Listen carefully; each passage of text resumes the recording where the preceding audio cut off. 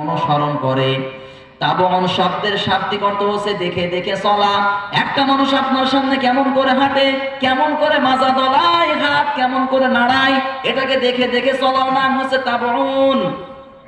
তাবউন মানে দেখে দেখে চলা। তার মানে আল্লাহর নবীকে রান্নাঘর থেকে পার্লামেন্ট পর্যন্ত আপনাকে অনুসরণ করা লাগবে। কথা বলেন ঠিক কিনা?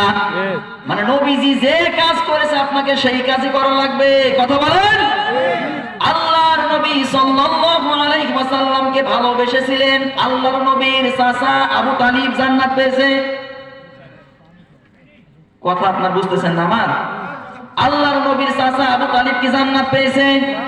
সবাই বলেন জান্নাত পেয়েছে। নবীকে ভালোবেসেছে কিন্তু অনুসরণ করেনি। একটু খেয়াল করে শোনেন, বুখারী শরীফের হাদিস থেকে বলছি। আল্লাহর নবীর চাচা আবু তালিব যখন মারা যাচ্ছিলেন, আল্লাহর নবী আবু তালিবের দরজায় এসে ডাক দিয়েছেন। কি বলে? ইয়া আম্মি আবি তালিব, হে আমার চাচা আবু তালিব, কুল লা ইলাহা ইল্লাল্লাহ, আপনি পড়েন লা ইলাহা ইল্লাল্লাহ, হাজ্জুল লাকা ইনদাল্লাহি ইয়াউমাল কিয়ামাহ। যদি আপনি লা ইলাহা ইল্লাল্লাহ এতটুকু শব্দ বলতে পারেন, কিয়ামতের মাঠে আল্লাহর সামনে ঝগড়া করে হলো আমি আপনারে জান্নাতে নিয়ে যাব। আবু তালিব কিন্তু পড়লেন না। পাশে দাঁড়িয়েছিল আবু লাহাব, উতবা, সাইবা, আবু জাহেল। ডাক দিয়ে বলেন, নেতা আপনি পড়বেন। সারা জীবন বাপ দাদার ধর্ম মানলেন, আর মরণের সময় ভাতিজার নতুন ধর্ম মেনে আপনি মৃত্যুবরণ করবেন। নিজে তো কলঙ্কিত হবেন, আমাদেরকেও কলঙ্কিত করে রেখে এরপরে মরবেন। আবু তালিব কিন্তু পড়লেন না, মুশরিক অবস্থায় মারা গেলেন। আল্লাহর নবী মন খারাপ করলেন। আল্লাহ রাব্বুল আলামিন বুঝতে পারলেন যে নবীজি মন খারাপ করেছে। সঙ্গে সঙ্গে আয়াত নাজিল করে বলেন, ইন্নাকা লা তাহদি মান আহবাবতা ওয়ালাকিন্নাল্লাহা ইয়াহদি মান ইয়াশা ওয়া হুয়া আ'লামু বিল মুহতাদিন। পড়েন আল্লাহু আকবার।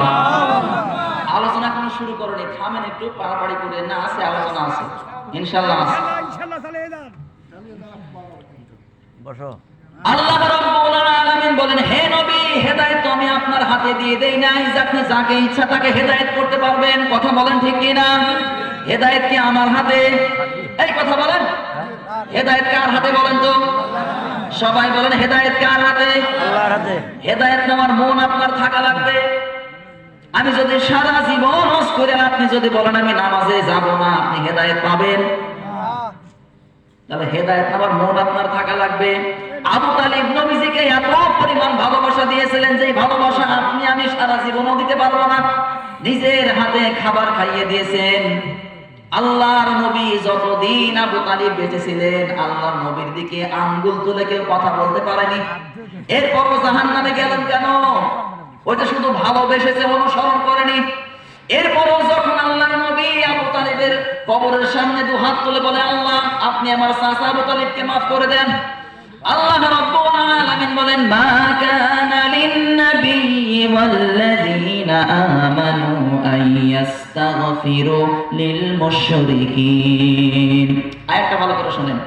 মা কানা লিন-নাবিয়্যি, কোন নবী, কোন ঈমানদার, কোন ভালো মানুষ, ওয়ালাউ কানু উলি কুরবা, যদিও নিজের নিকটতম আত্মীয় হয়, কোন মুশরিকের জন্য, কোন মুনাফিকের জন্য দোয়া করা জায়েজ নয়, শোভনীয় নয়, উচিত নয়। কথা বলেন ঠিক কি না?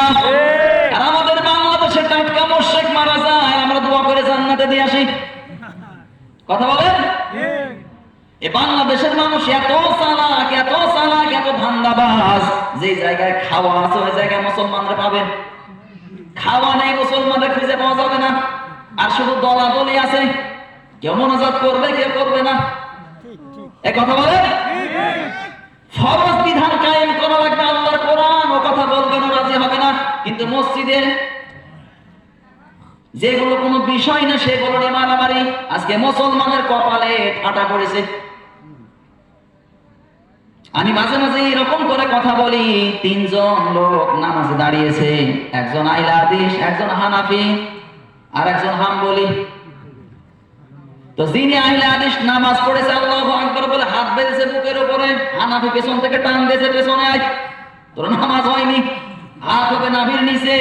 এবার হানাফি গেছে, যাওয়ার পরে আল্লাহু আকবার বলে হাত বেঁধেছে নাভির নিচে, আহলে হাদিস টান দিয়েছে, পেছনে আয়।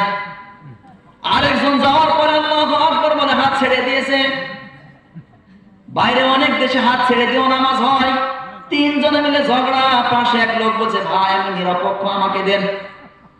ওই লোক গিয়ে আল্লাহু আকবার বলে হাত বেঁধেছে একেবারে কপালে। আইলে হাদিস হানাফি হাম্বলি তিনজনে বলে ভাই বুকের উপর সমস্যা, পেটের নিচেও সমস্যা, হাত ছেড়ে দিলেও সমস্যা, কিন্তু আপনি কপালে বাঁধবেন গেল হাত। বলে আরে ভাই আমি চিন্তা করে দেখলাম বুকের উপর সমস্যা নেই, নাভির নিচে সমস্যা নেই, সব দোষ আমাদের কপালে। কথা বলেন ঠিক কিনা?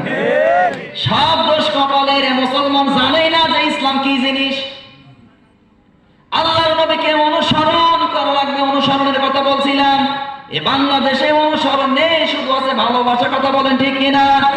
তিরমিজি শরীফের 315 নম্বর পৃষ্ঠার হাদিস বলছি, মান তামাসসাকা বিসুন্নতি ইনদা ফাসাদি উম্মতি ফালাহু আজরু মিয়াতি শাহীদ।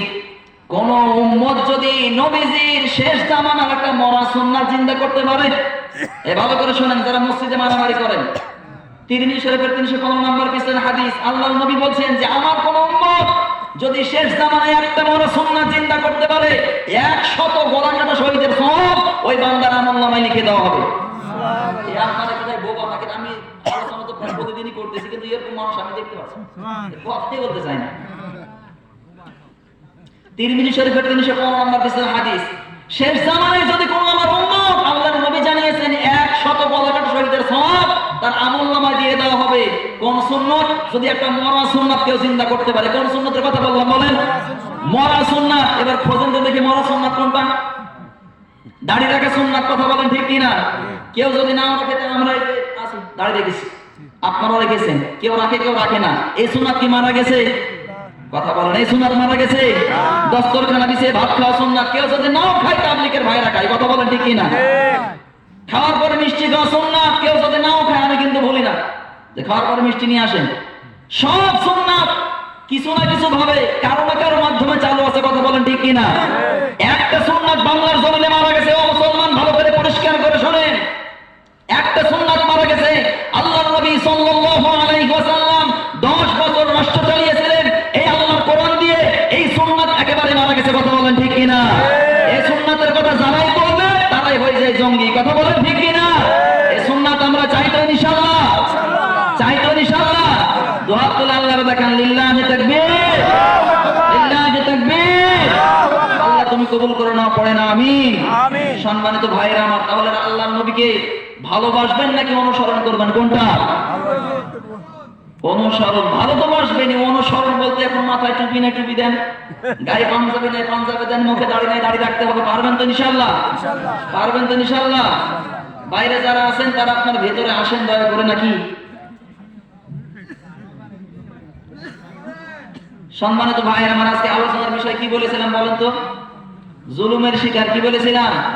সূরা আনফালের 30 নম্বর আয়াত আমি তেলাওয়াত করেছি। আমি তার আগে আর একটা বার আপনাদের কাছে শুনতে চাই, আওয়াজ দিয়ে।